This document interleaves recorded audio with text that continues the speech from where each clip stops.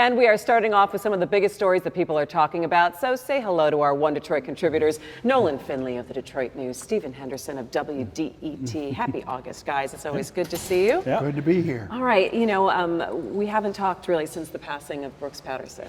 Right. And so much has been said about his legacy and his career. And I kind of want to take one step forward and say, where are we in Oakland County as we talk about this shift of power and really the dynamics of party and the demographics of what we're looking at in Oakland County, Nolan? I don't think we know yet where we are in Oakland County. That'll play out over the next few days or few weeks. There's a lot of scheming, if you will, on the Democratic side. Democrats thought they had an easy route into that seat, but of course they got intra-party squabbling. You got Andy Meisner, treasurer, and David Woodward, the former Oakland County Commission chairman. Both want the job.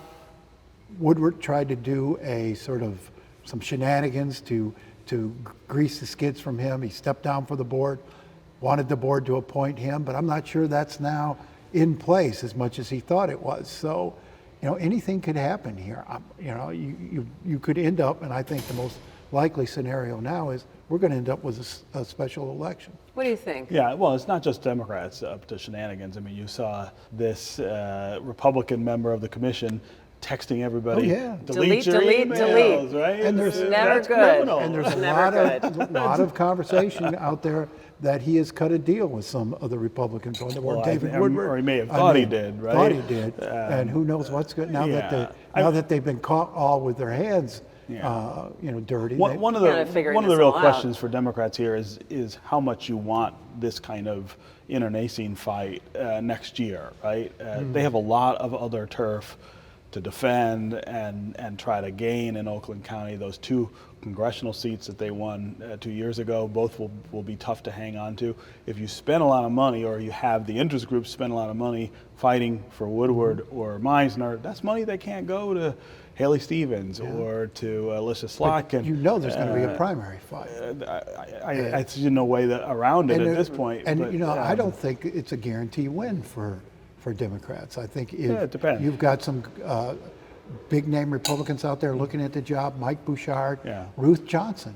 I think either one of them could end up in that seat. But I think what's interesting too is how Oakland County has changed a bit, and demographic has changed, and we saw that in the last election. Yeah, we did, and we should have seen more of it. I mean, Oakland County got this weird carve out to redraw its own commission districts in a way that's different than every other county in the state. If they hadn't done that, Democrats would have an even bigger advantage, likely on that board. I think eventually you will see that after redistricting the next time that it is a much more Democratic county than even is represented in the office holders. All of the statewide or countywide offices in Oakland are now Democratic, except sheriff and executive when Brooks had it. But I talked to Mike Bishop about this the other day. Mike was wiped out in the 2018 election, and up until these past two elections, the Democratic line sort of stopped at 10 Mile, and above that it was mostly a Republican county still. He said this election it went 16 Mile and beyond, and the question is, was that a one-time thing? Is it just demographics? I don't think so. You saw a lot of the suburban women who had been pretty faithful to the Republican Party for a lot of years shifting against. Now, is that just a Trump factor? Will they come back when there's no Trump? That's the question everybody's looking at.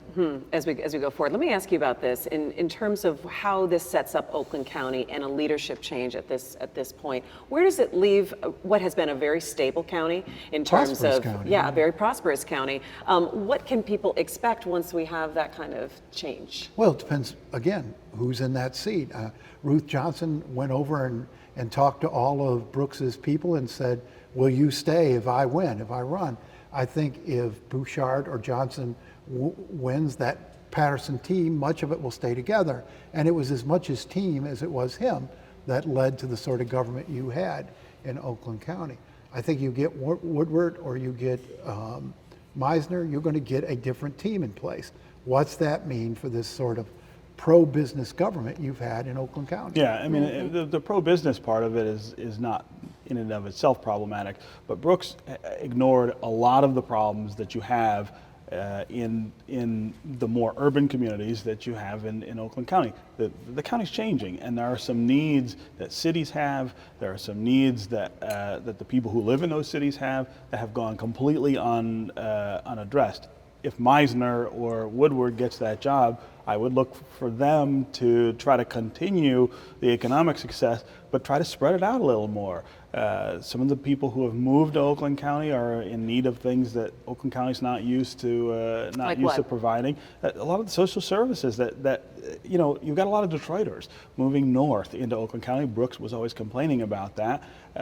That means those communities change and their needs change. And I think a Democratic representative is going to sort of focus a little more on those things. The city of Pontiac, the people of the city of Pontiac have kind of been left in the lurch. Brooks did do some things that made some sense. A lot of activity. It's still a really desperate community. I think a Democratic executive would try to pay more attention to those things than we have seen. And so you're talking about maybe more of a regional shift. So maybe transportation could come back up in a conversation if you have a different kind of leadership in Oakland County? It might. I mean, you still have Mark Hackle out there who is in the Brooks mold in terms of those issues. The question is, can they keep the jobs machine going out there? Can they keep it a tax-friendly environment?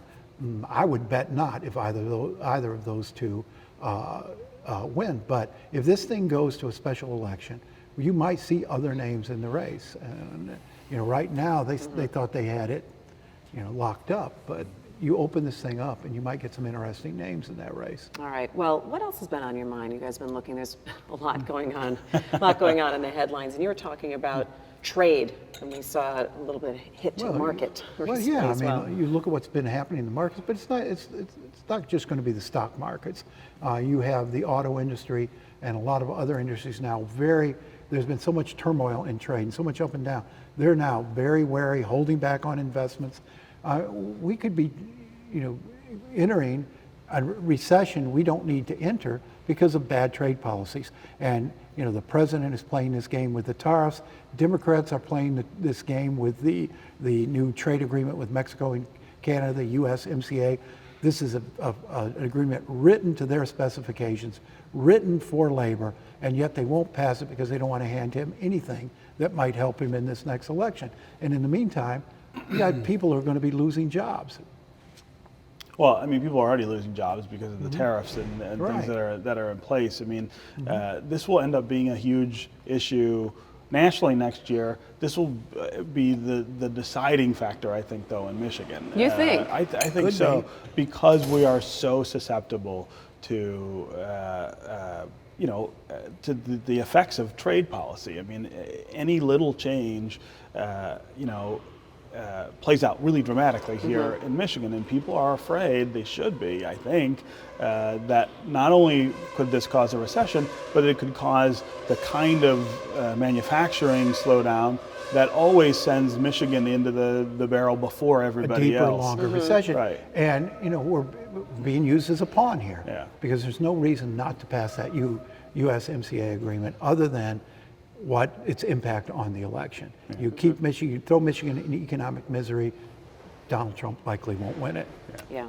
And one thing that you brought up, of course, everyone is still talking about gun control and any various plans or legislation that would be in place at the national level. Right. And I think Elizabeth Warren's plan, which is different from some other folks, which focuses on this exemption that the gun manufacturers, the gun industry has had for a long time from any accountability for the products they make and get sold. I think that's a very rich area for reform, that the idea that nobody else gets to make products and say, well, whatever happens with those is not our problem. Think of the cigarette industry, for instance, for years got away with that. Now that's really different. The gun industry has been really savvy about linking their quote unquote rights to the Second Amendment, but they don't exist. They are commerce, they are businesses just like anyone else, and their business has nothing to do with the Second Amendment. It's just a matter of Congress saying,